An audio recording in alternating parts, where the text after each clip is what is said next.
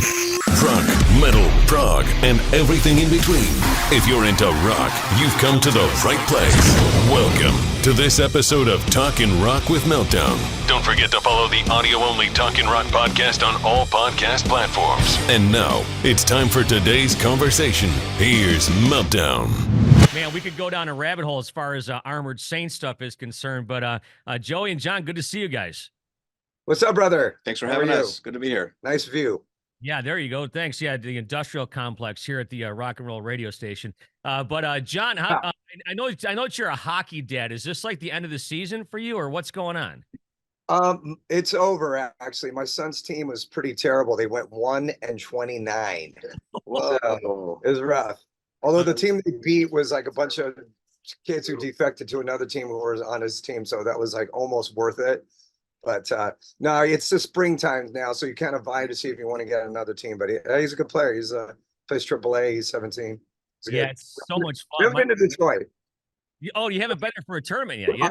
I haven't been to Detroit for a tournament. I've been to Chicago, Boston, Calgary, Edmonton, but haven't been to Vancouver, but haven't been to Detroit actually, which is weird. Wow, so, you've done it all over the place. Joe, you got any kids in sports? No, I have a daughter. She's 18, but she's not into sports. Gotcha. Nope. Yeah, my son turns 21 here in a couple weeks, and just watching him and my daughter play hockey throughout their career was something I'll never forget. It was one of the highlights of being a parent for sure. Yeah, it's awesome. It's a great sport. Hockey parents are insane, though. I will say that for sure. At least in Southern California, man, like terrible sometimes. I mean, honestly, I'm just being brutally honest, like some insanity. John, I think I told you. And we're in metal, so that says a lot. Right. I think I've told you before, but I'm a hockey guy through and through, and I don't want to hear what the other parents have to say, so I would always stand in the corner. I know some people like that. Yeah. They're just like disengaged. They're like, I'm over here. I don't want to get no brawls. I've almost gotten to a couple brawls. It's ridiculous. I'm an idiot, too. So I'm trying to... It's funny that you guys bring up, like, you guys are in a metal band. I was just talking about this the other day. The only fight I ever got in a concert of going to concerts since 1984 was at a Cher concert. And I'm not going to share that story with you. Yeah, it's kind of crazy. No, there's a backstory there. That's funny because I did see a fight break out right in front of us at the Neil Diamond show. We were like, are you kidding?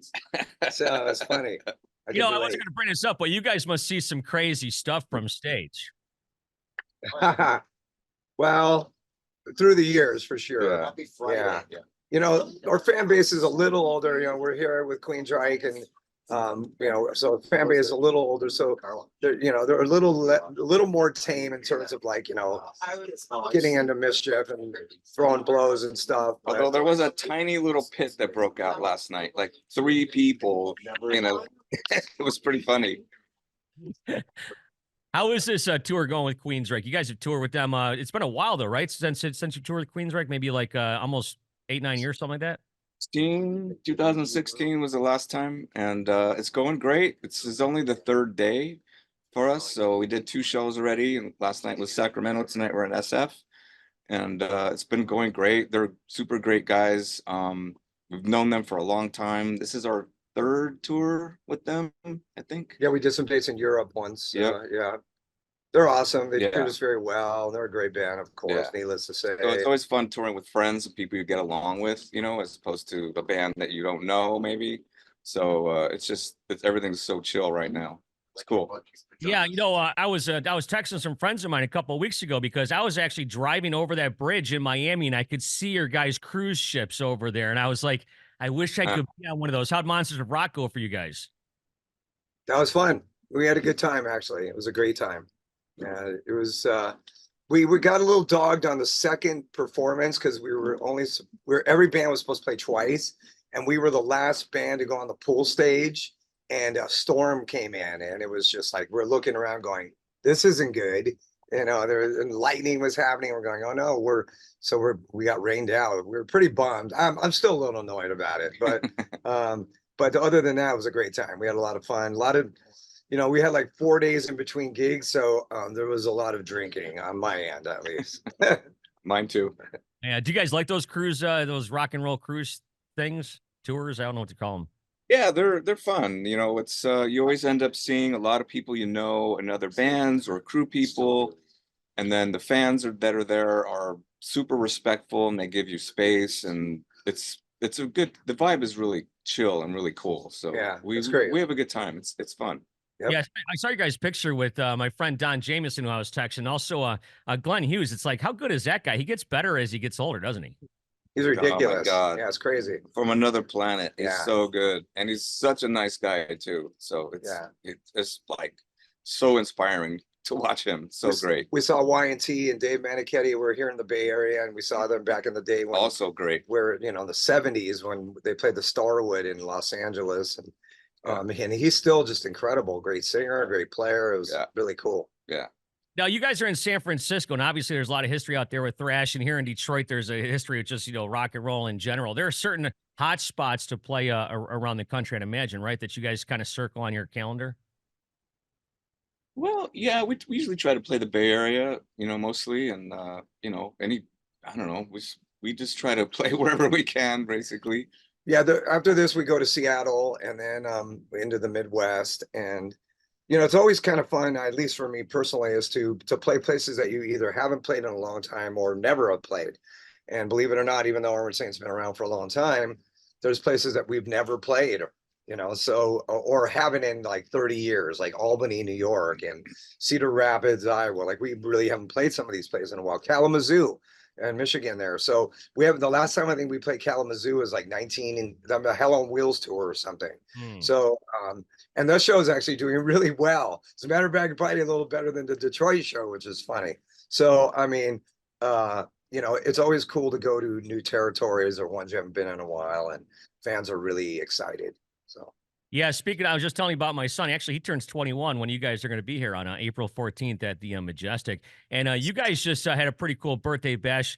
I know that you guys were at Scott Ian's party, right, in Las Vegas? we were. Los Angeles. Yeah. Or was it Los Angeles? Yeah, it was in LA. Yeah, it was in LA, in the Valley.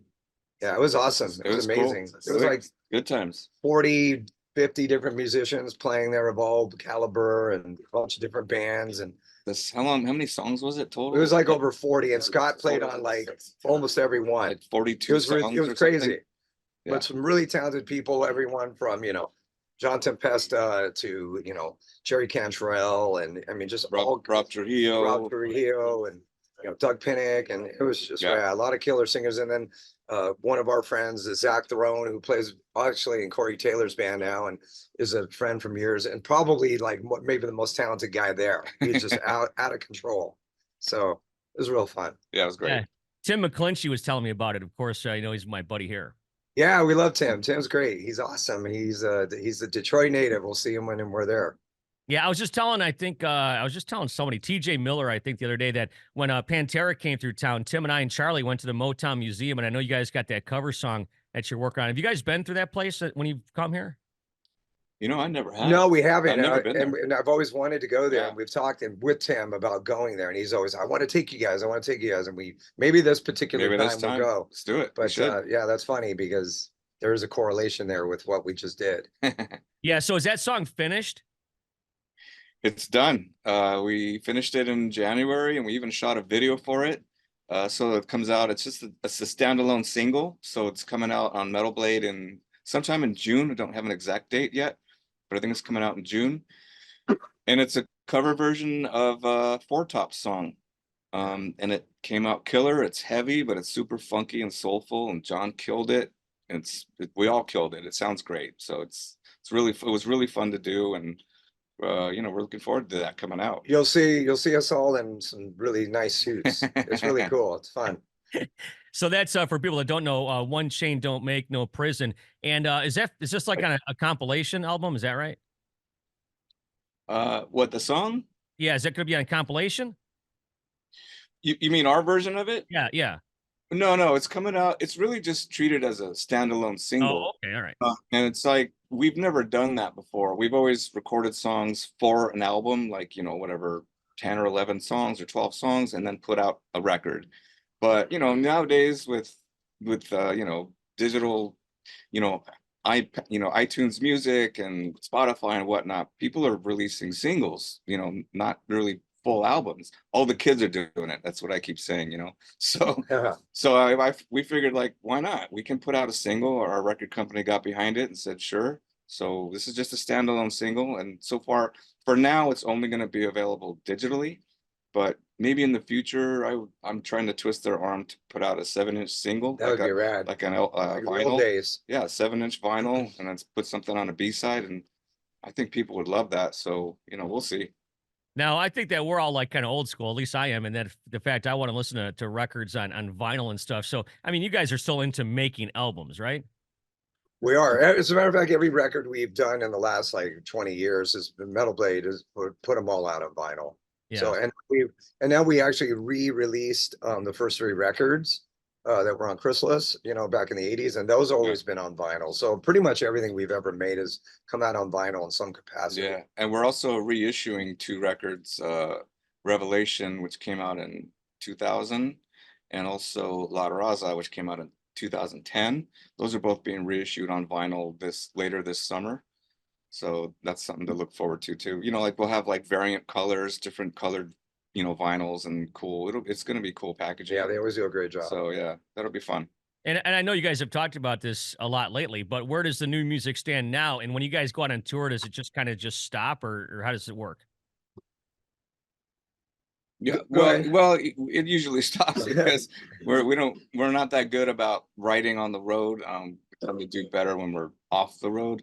So usually it kind of goes on hold.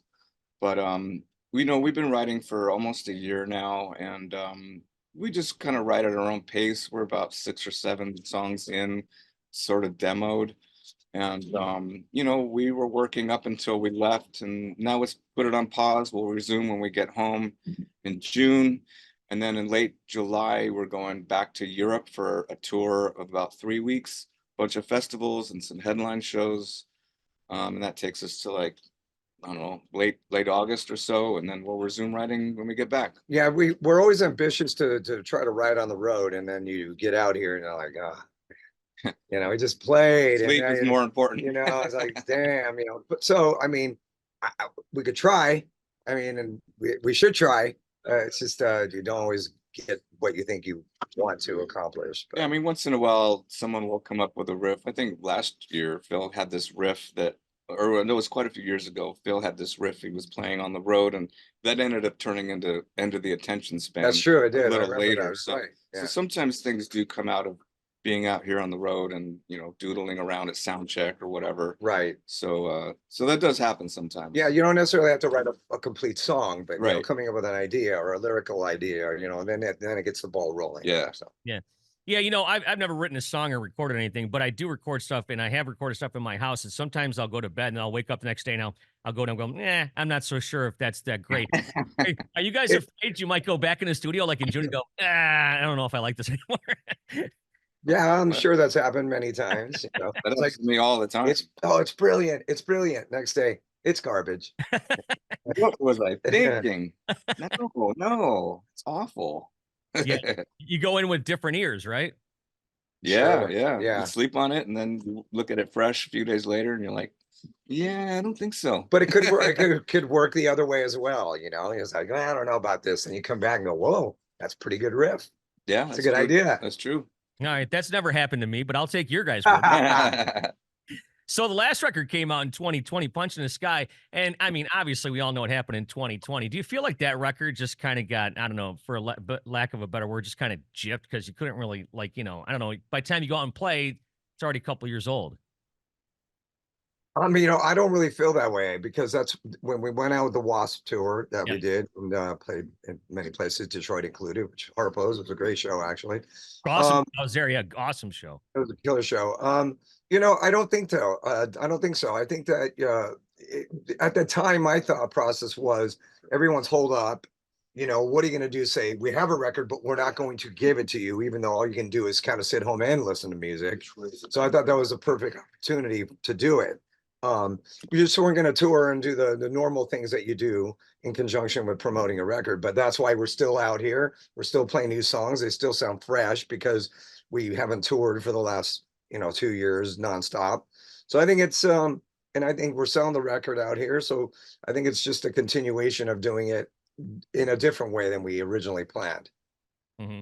Yeah, that Wasp show, by the way, like I said, that was a really killer show. That was the last time I think I was at Harpo's. And you had that Harpo's shirt on in the Monster of Rock tour.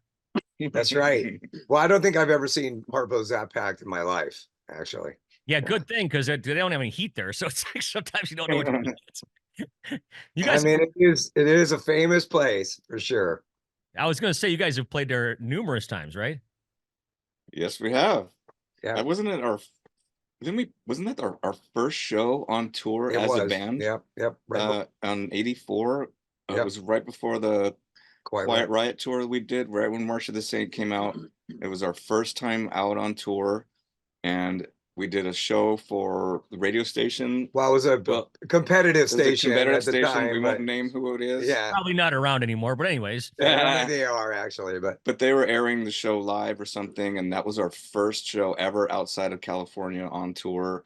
And we were in rental cars. We didn't even have a tour bus or anything. And but for us, it was like, we were on top of the world. It was amazing. and you can find that audio like on YouTube Yeah. and stuff, and it actually Yeah. sounds really good It's because it out went there through as the a radio. Yeah, it's like an underground bootleg cassette that was going around for a while. So you can find it actually. What do a couple young guys from a few young guys from California think when you get out of the tour bus and you're at Harpo's for your first show? I mean, that's a pretty rough neighborhood. Yeah, people kind of warned us. They're like, okay, this is a rough area. But remember, we were in rental cars, so we didn't even have a bus. Yeah, So, but I don't think we were 21 years old. We were just all guns blazing. I don't think we cared where we were playing, what we were doing. Yeah. We were, I might be a little bit more grumpier about things like that now. But then we didn't care, man. We didn't We're like, care. we'll play anywhere. We weren't We're jaded fired up. yet. We're on the radio. Let's do it. As a matter of fact, what was funny about that show is like we were actually on our way to Chicago. The crew was on their way driving to Chicago, and then literally within like 2 days before the gig, they go, "We got this offer for you to play this show here on the radio. So you're not going to Chicago because that was the first show of the Whitesnate Quiet Riot tour. Oh wow. You're now going to Forgot about Detroit." that. So I was like, "Oh, okay, cool." Wow, that's cool. I didn't know that Armored Saint had that kind of history right here in the Motor City. That's pretty sweet. Yeah. Well, and then we did play Cobo Hall with Quiet Riot and Wednesday on that same same tour. Yeah. So, Yeah, so look at that. Like, that was our first show ever at Harpo's. And then a couple of weeks later, we were at playing it, yeah. Cobo Hall, which, Wow. like Kiss Alive was done there. So Right. for us, it was like, we just couldn't believe what was happening. So, Right. Yeah, I was going to say because guys our age, Kiss was like the band. That was like, the first band that people got into. There's that back picture, the two people holding the sign and the Cobo Hall in the background, and Classic. it's amazing. Yeah, no, that's killer stuff, man. So I was talking with Tim earlier, Tim, and I told him I was going to talk to you guys, and he had mentioned, and correct me if I'm wrong, but he had mentioned, were you guys slightly mentioned in The Dirt, the Motley Crue biopic?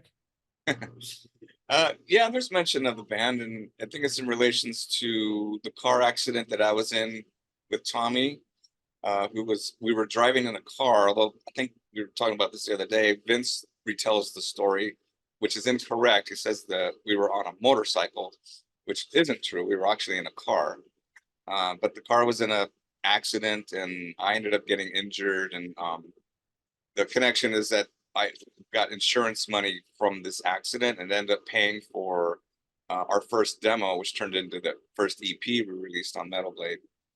So it all sort of, unfolded over the next year out of that whole incident. But yeah, that's we're in there somewhere. Joey almost lost his thumb, but thank God he didn't, because he would have been a very different type of bass player. I'd only have 4 fingers on one hand. But yeah, it could be cool. I would have figured it out, I guess. But You would have. Like Tony Iommi. Yeah, right, exactly. Yeah, I'm glad you corrected them on that, because I don't know who wants to ride on the back of some dude's Harley Davidson. well, it did, when you're reading it, sort of conjures up this weird image, and I'm like, hey, that's not how it happened. Now, Me holding on to Tommy's waist, Oh, like, boy. go faster. No. Actually, it would have been more like go slower. did you guys tour with those guys back in the day? No. No, we never did with Motley Crue, actually. No, Would have been great. Yeah. Outside of, well, we were just talking about this. Tell the story real fast for people that haven't heard this story, but you guys got stuck in a bar in Buffalo on the Metallica Wasp tour. Yeah, it was a blizzard that rolled in. I mean, shocking that a blizzard happened in, January in Buffalo. You can't imagine that would Weird. happen. But it was the Super Bowl Sunday. It was, I think, the Niners and the Dolphins. And it was a blizzard, and we played the gig, and it was actually a great gig. Salty Dog was the club, I believe. Wow, that's right. And then we couldn't leave for about 2 or 3 days after that because the city was shut down. And so we were in this hotel. Luckily, it was a pretty good hotel, but they ran out of food. And so you had Wasp, Metallica, Armor Saint running around this hotel that it was kind of like something out of The Shining. It was weird, the whole area is blanketed by snow. Eventually, we got a police escort to get to, I believe the next show was Scranton, Pennsylvania. And they got us out of town to get on the roads because we were like, we got to keep playing here. And I think they must have plowed one route out of town for us. So they plowed one route out, and then the police escorted 3 buses out of the city. It's pretty crazy. Yeah, it's a pretty funny story. Now, I was under the impression that the bands, because you guys, if I'm not mistaken, and I don't know if I was ever in that bar, to be quite honest with you, but I think it was on the 2nd floor, right? It wasn't on the 1st floor. The club? Yeah. Don't remember that, actually. I don't remember that, but I mean, I was 1985. Right, exactly. Yeah, I was always under the impression that the band and the fans got kind of stuck in the bar. No, but you guys got out and somehow got to your hotel.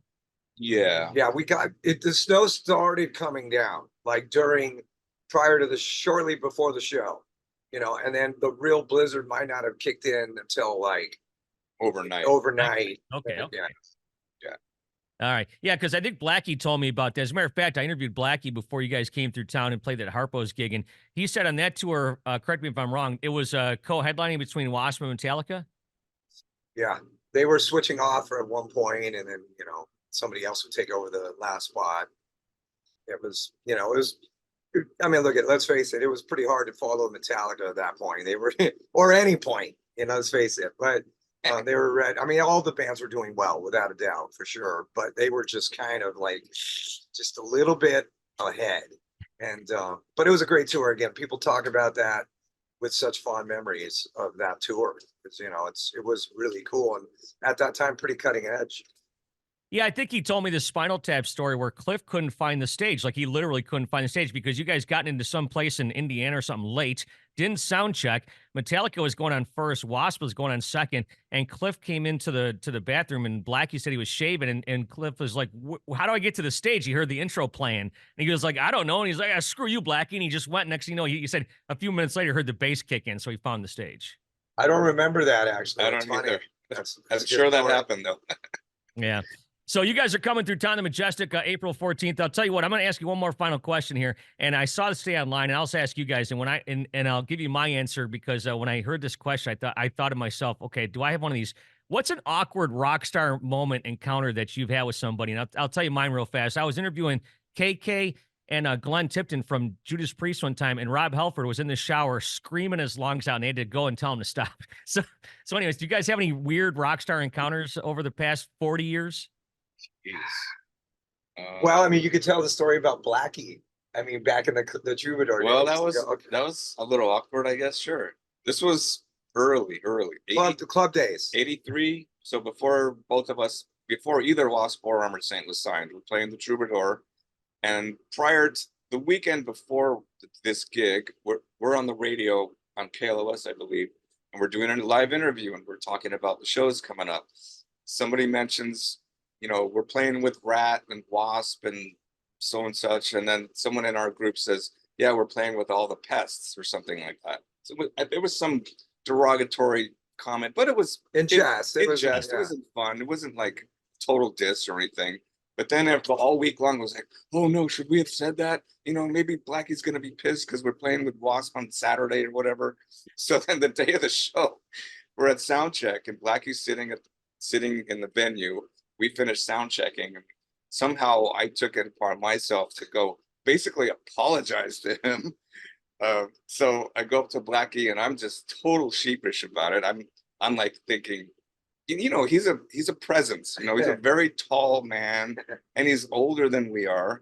So it was very daunting. We were like 19 at this time.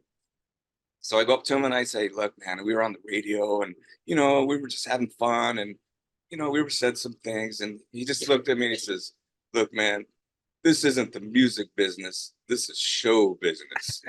And I was like, oh, thank you. Okay. See you later. Have a good show. That story just is in Armored Saint It's like an history inside forever. joke with us forever. But let's be known that when we did that tour with Lost, they treated us like gold. Absolutely great. And Blackie was great. We went out to Awesome. dinner a couple times. And it was a great tour. We really bummed when that tour, second leg out postponed. Yeah, they treated us Canceled. really, really well. And it was a great tour for us, that last one. And a great tour for the fans. Yeah. Awesome. Yeah. And back in those days, you say something on the radio, it goes off into the ether. Nowadays, it ends up on all sorts of. Oh, God. Oh, yeah. Oh, yeah. It's way worse. It's a fleeting moment, you know, Yeah, and that happens. And, you know, the reality is that, like, I always joke, like, you can't have a bad gig anymore, man, because like within an hour it's on YouTube. Yeah. So singers in particular, it's like, oh God, that's terrible. So, but like, what are you gonna do, man? It's the way it is now. Yeah. Do you guys feel like over the time since the internet and all this stuff that you are closer to your fan base than before? Yeah, I would say so for sure. You know, and also just by virtue of having connection through social media, but also since the advent of this VIP meet and greet thing that a lot of bands do these days, and we've been doing it for the past few years. That's a whole other level of meeting people in person and just getting to know your fans. So I would say for sure, way closer than, you know, we used to, when we started, we always had a fan club, like the old school fan club. We used to run it with John, and John's mom used to help us, you know, send out flyers and letters from the band to the fans that joined the fan club mailing list. And that was a connection we had with people back then, but it was way more disconnected than it is comparatively than it is now. So, you know, I would say that's a lot closer now. Yeah, I mean, there's people that come to us and they have handwritten letters from us from back in the day. It's funny. It's like, yeah, that's my writing. So it's really cool, actually. That's really cool. But back in the day, you guys would do an interview and it would show up in a magazine like a month later. But now it's like so instantaneous. And like you said, John, it's like you have a bad gig, and you know it could go either way on the internet. You know. Oh yeah. You can get just, you know, walloped by the people. But you know what? That's life. You know what? Yeah. We are a live band. We're a, you know, I mean, I make the joke that we're like a glorified garage band because we are just down and dirty. We've always been that kind of style. You know, we just go out there and do it, play live. And, you know, I would prefer that always to having a bunch of stuff on, you know, tape. And, you know, it's like that's just not how we are. And so if there's some bad notes, that's live, man. There's some sour, you know, cracks, it's live. You know, there's some tempo fluctuations, it's live. That's the way rock and roll is meant to be played, and that's exactly what we do. Plus, let me add the VIP thing, as Joey said. We actually try to do it in a way we're really like personable. You know, we have VIPs and we meet people and we talk to them and chew the fat about, you know, whatever nonsense, but we're always very personable about that. It's not like come in, take a picture, you're out. You know, we spend time with people, and we get a lot of compliments about that. So. Well, I always think that it's like that's how you guys would have wanted when you meet your favorite rock stars when you were a kid or growing up or whatever, right? Exactly. Yeah, you would have been just so crushed if somebody just blew you off or gave you a second and just, you know, kind of disregarded you. That would have hurt. Yeah, for sure. And especially nowadays, you know, you know, just being nice to people doesn't cost you anything. We got to tell everybody that again, don't we? And good reminder. And John, I've interviewed you a bunch of times before, John, but Joey, I've never interviewed you. But you guys have stayed together so long. Is it because, John, you guys are so chill like that? Well, you know, it's a beautiful thing about Armored Saint that it really is the same members. I mean, there's only one person missing. That was Dave, who, you know, succumbed to an illness back in 1990. But if he was here, it would be all of us. And it's a really cool aspect of the band that we are this group that was the same guys. You know, so as it's been since, you know, back in 1983, really, for all intents and purposes. So it's really cool. It's different. Yeah, something to be proud of for sure. Well, new music coming out maybe before the end of the year. We'll see you guys here with Queensryche at the Origins Tour coming up at the Majestic on April 14th. And get with Tim, and maybe we can do another tour of that Motown Museum. That was the first time I'd ever been there in the 28 years I've been here in Detroit, and it's really cool. That's awesome. That sounds like a plan. I love that idea. Yeah, I mean, Detroit is, you know, that is the music mecca. Let's face it. You go to Soul Town, you know, the soul scene and Motown, you know, Jack White, you know, there's just so many incredible artists Oh yeah. from Detroit, you know, through the years. Kid Rock, you know, it's just it's endless. Ted Nugent, you know, it's really has contributed a lot of music through the history for the fabric of, you know, the United States. Yeah, Should be proud of that. absolutely. Absolutely. Well, great to talk to you guys. Safe travels. We'll see you here in a few weeks. Rock and Great. roll. Thank you very much for having us. Thanks, Meltown.